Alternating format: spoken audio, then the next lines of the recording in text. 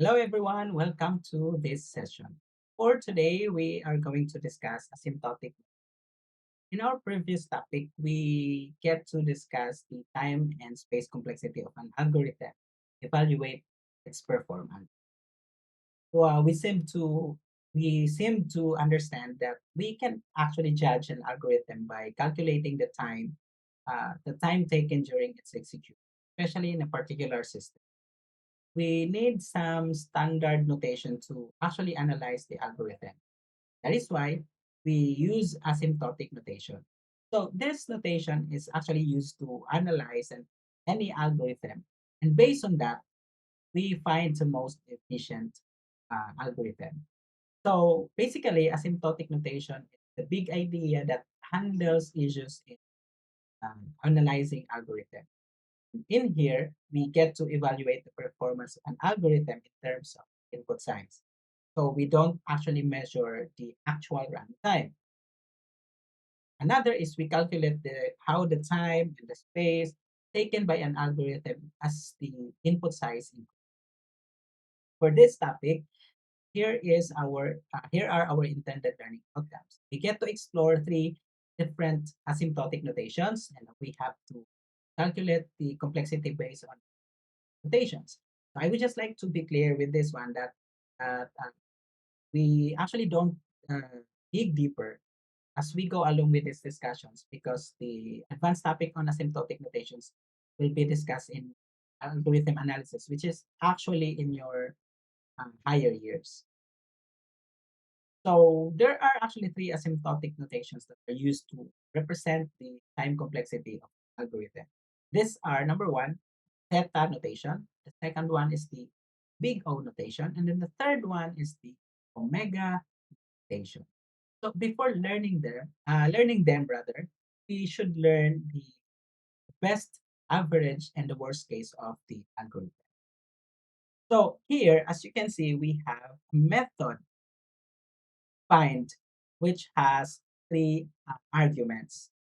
So this method returns true or false. It returns true if ever the an element of an array is found based on the input value, and then it returns false if it's not.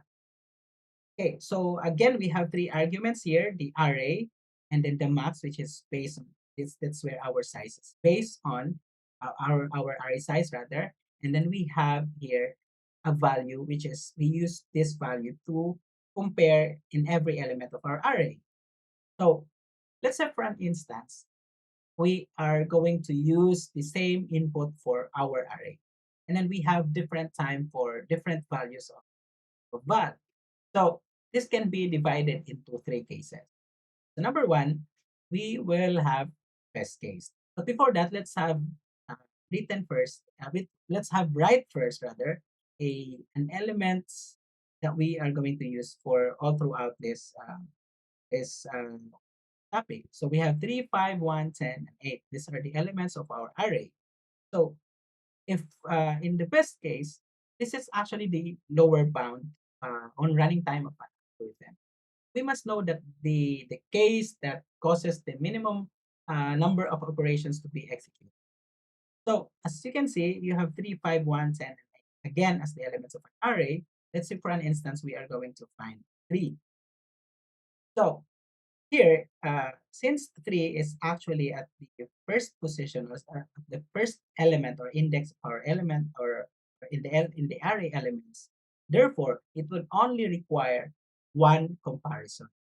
Then eventually, this method or algorithm rather, is going to exit its execution.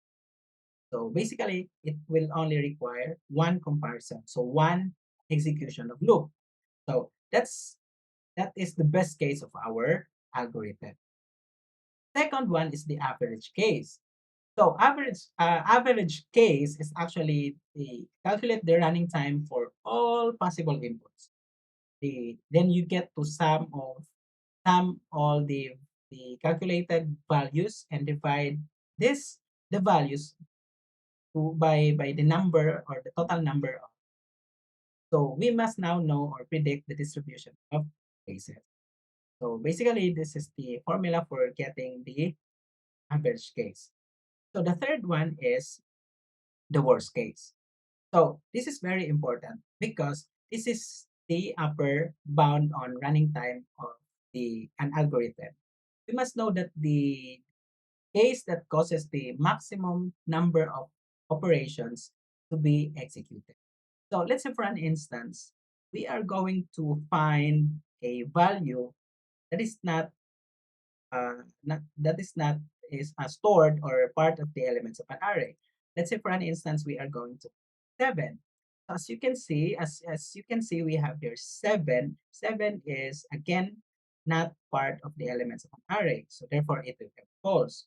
Therefore, it will require what? It will require 5 comparisons, thus 5 iterations for this algorithm. So this is now the worst case of our algorithm. So now that we learned about the best, average, and the worst case of an algorithm, now let's get back to asymptotic notation. So note that in asymptotic notation, asymptotic analysis, we only focus or we generally deal with the large input size. So the first one is the O expression. Again, the O expression is the set, or the big O is the set of functions that grow slower than or at the same time rate as expression. It indicates the maximum required by an algorithm for all input values. So it's the worst case of an algorithm's complexity. We have also here the big or the omega. The omega is set of functions that grow faster than or at the same rate as expression. It is actually uh, it indicates the minimum time required by an algorithm for all input values. It represents the best case of an algorithm's time complexity. So we have also here theta notation. It consists of all the functions that lie in both big O and then omega expression. We also have little o here, which denotes fewer than, and then omega denotes more than. All right. So similarly, we are going to use uh, the same method that we actually used earlier, or algorithm that we used earlier. The this one. So let's now get to calculate the running time complexity of this algorithm. So in here, if you have written some statement like it's an assignation, it's a declaration, so it has to be of constant value 1, okay? Because it's always like 0, just a declaration. Now, if you have a comparison where you have a I less than max, it should be executed n plus 1 times, okay?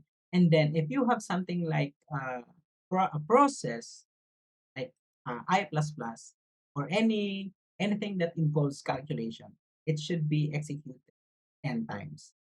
Now, another here is we have an if expression, which is also n plus 1, the same with I less than max. So basically, if a value is, if a value of val is going to be like uh, it's in the elements of an array, it returns true. Otherwise, it will return false. So basically, this true and false are just constant values. So basically, so again, basically, these are considered as one constant. So now we are able to come up with a, a linear equation based on this. T of n is equal to 3n plus 4. So how do we come up with this one? So first is you calculate the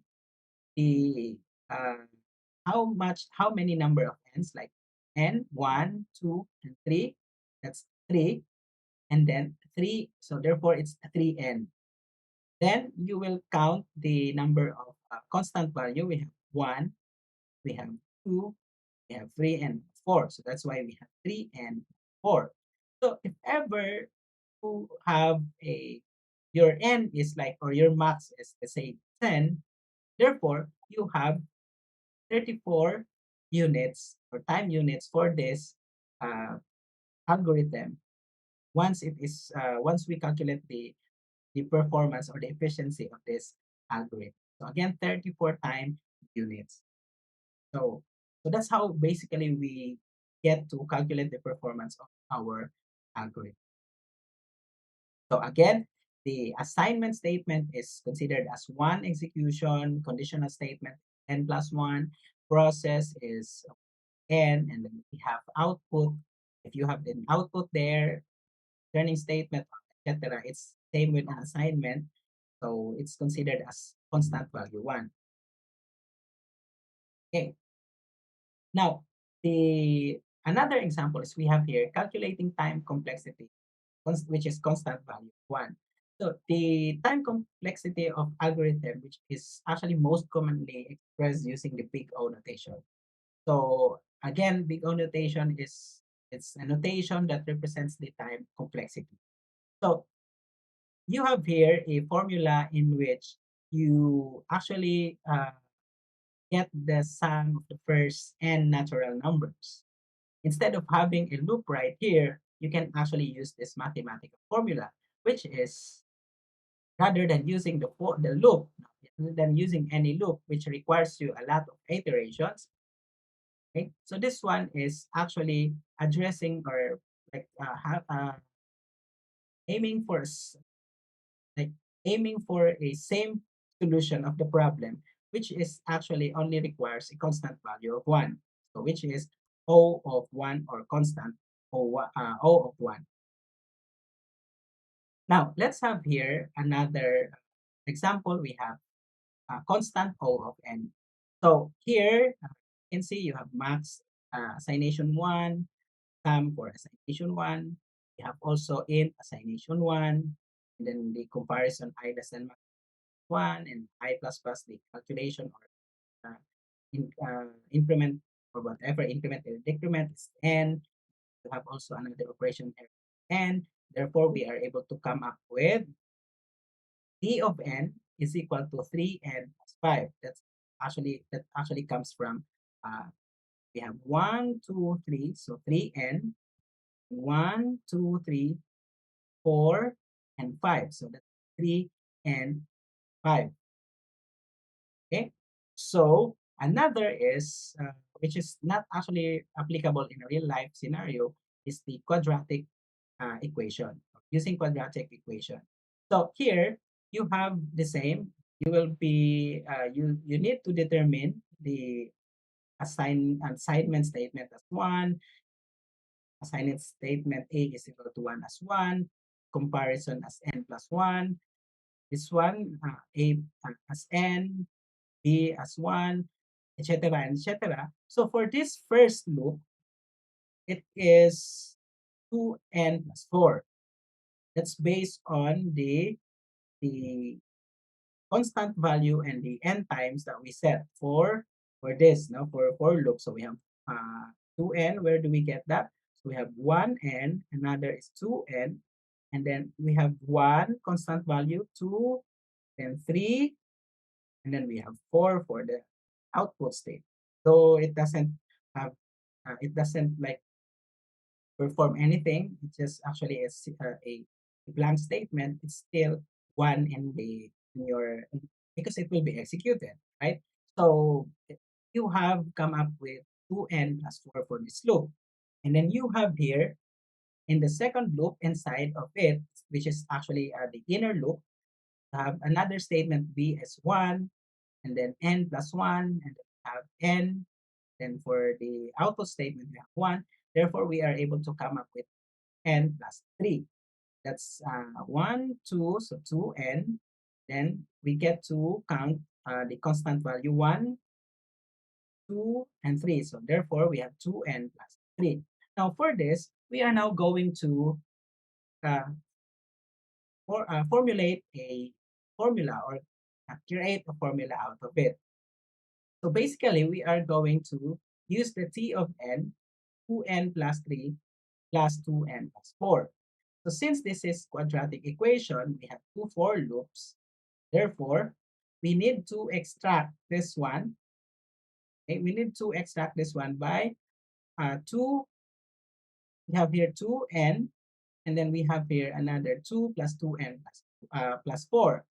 And then we are able to come up with 2n squared. That's based on this expression. And then plus 4n, which is 2 plus 2. 2 plus 2n is actually 4n, 4. So again, as I've said, this is not actually applicable in a real world or real life situation. So you will be, uh, you will be discussing about this in the algorithm complexity in your and the next coming. So other calculating time complexity are logarithmic time complexity or O of n, lag of n. So or linear and logarithmic. So as a summary, we have here best case to find at first position, you will require only one comparison. Worst case, find at last position. Probably you have until you traverse the last element in the array, and then only to find out giving you a false value or a false code. Okay, and then the average case is get the you are going to calculate all the total input values and divide it with total number of input values. And then there are mainly three asymptotic notations. The big O notation, which is represents the worst case, is this is what we are actually most likely. No, this is what we are most our concern of, actually in terms of uh, evaluating the performance of an algorithm. Have the omega, which is the best, and then the theta notation, which is the average. So complexity and running time are often expressed as or in big O notation, which is used to describe the approximate amount of time in algorithm, which requires to complete based this on the size of its input. So we have here O constant value, O of n, logarithmic, O of n squared, and O raised exponential or O of 2 raised to the power of n, which are most commonly used big O notation. So I guess that's all for today. Thank you guys for listening and have a great day. See you guys next week. Bye bye.